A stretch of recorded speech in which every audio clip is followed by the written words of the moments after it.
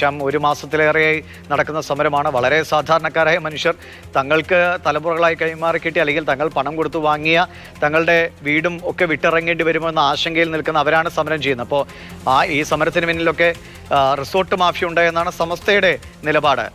മുൻപത്തെ സമരക്കാർ എന്ത് പറയുന്നു?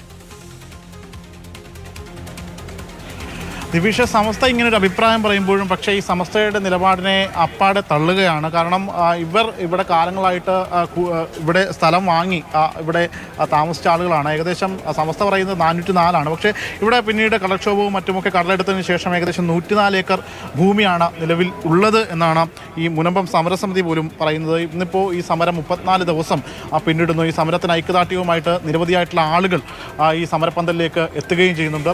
നമ്മൾ കണ്ടതാണ് കഴിഞ്ഞ 34 ദിവസത്തിനിടയിൽ വിവിധ മേഖലകളിൽ നിന്നുള്ള ആളുകൾ ഈ സമരത്തിന് ഐക്യദാർഢ്യം പ്രഖ്യാപിച്ചുകൊണ്ടും മറ്റുമൊക്കെ എത്തുന്നത്. ഇപ്പോൾ നമ്മോടൊപ്പം സമരസമിതി കൺവീനർ ചെയ്യുന്നുണ്ട്.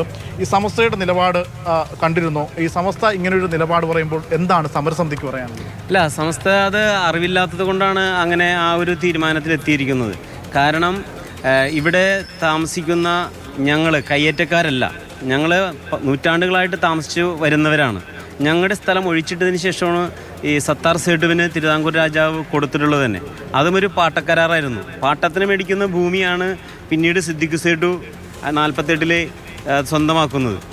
അതിനുശേഷം ക്രയവിക്രയ സർവ്വസ്വാതന്ത്ര്യത്തോടുകൂടി ഇസ്ലാമിക ദർശനത്തിൽ ഫറൂഖിൽ കോളേജ് സ്ഥാപിച്ച് നടത്തുമെന്നുള്ള വിശ്വാസം കൊണ്ടാണ് സിദ്ദിഖ് സേട്ടു ഫറൂഖ് കോളേജ് ചെയ്ത് കൊടുക്കുന്നത്.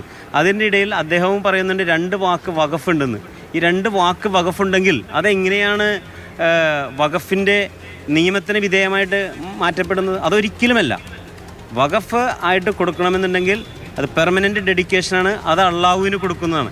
ഈ ആധാരത്തിൽ കൃത്യമായി പറയുന്നുണ്ട്, എനിക്കും എൻ്റെ സന്തതി പരമ്പരകൾക്കും ഈ ഫറൂഖ് കോളേജ് ഇല്ലാതെ വരികയാണെങ്കിൽ തിരിച്ചെടുക്കുന്നതിനുള്ള അധികാരവും അവകാശവുമുണ്ട്.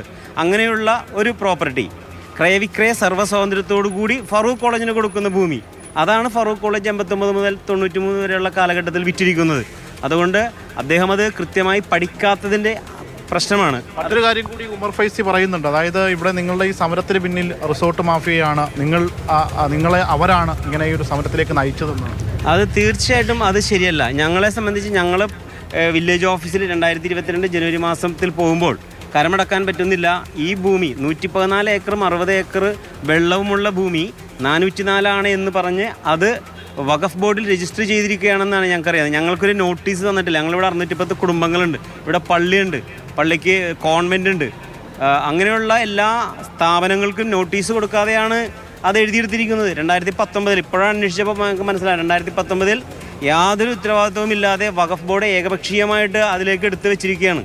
അതെങ്ങനെയാണോ അതിൽ കയറ്റിയത്. ഇപ്പോൾ എല്ലാവരും വന്നു. സമസ്തയുടെ ഇവിടെ സുന്നി വിഭാഗത്തിൻ്റെയും മുജാഹിദീൻ വിഭാഗത്തിൻ്റെയും നേതാക്കന്മാരുടെ കഴിഞ്ഞ ദിവസം വന്നിരുന്നു. അഡ്വക്കേറ്റ് മുഹമ്മദ് ഷാ ഇത് കൃത്യമായി പഠിച്ചു. ഞങ്ങളിൽ നിന്നും ഡോക്യുമെൻ്റ് വാങ്ങിച്ച് അദ്ദേഹം പഠിച്ചിട്ട് പറഞ്ഞു ഇത് ഒരിക്കലും വഖഫല്ല. അങ്ങനെയൊക്കെ നിയമജ്ഞരും അനുബന്ധമായിട്ടുള്ള പണ്ഡിതന്മാരും പറയുമ്പോൾ അത് വഖഫായിരിക്കില്ല, തീർച്ചയായിട്ടും വഖഫല്ല.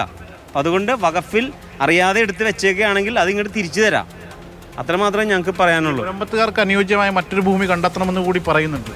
അതൊരിക്കലും ശരിയല്ലല്ലോ. കാരണം ഞങ്ങൾ ഭൂമി താമസിക്കുന്നത് വഖഫ് ബോർഡിൻ്റെ ഭൂമിയിലാണെങ്കിലല്ലേ അതിനെപ്പറ്റി ചിന്തിക്കേണ്ട ആവശ്യമുള്ളൂ. ഇത് വഖഫ് ബോർഡിൻ്റെ ഭൂമിയല്ല. ക്രയവിക്രയ സർവ്വസ്വാതന്ത്ര്യത്തോടുകൂടി ഫറൂഖ് കോളേജിന് സിദ്ദിഖ് സേട്ട് കൊടുത്ത ഭൂമിയാണ്. അതിൽ ഒരു സംശയവുമില്ല. 1975 ഹൈക്കോടതി ഡിവിഷൻ ബെഞ്ചിൻ്റെ വിധിയിൽ ഇത് കൃത്യമായി പരാമർശിക്കുന്നുണ്ട്. It's A gift deed. അതങ്ങനെ 10-16 പ്രാവശ്യം അതിനകത്ത് മൊത്തം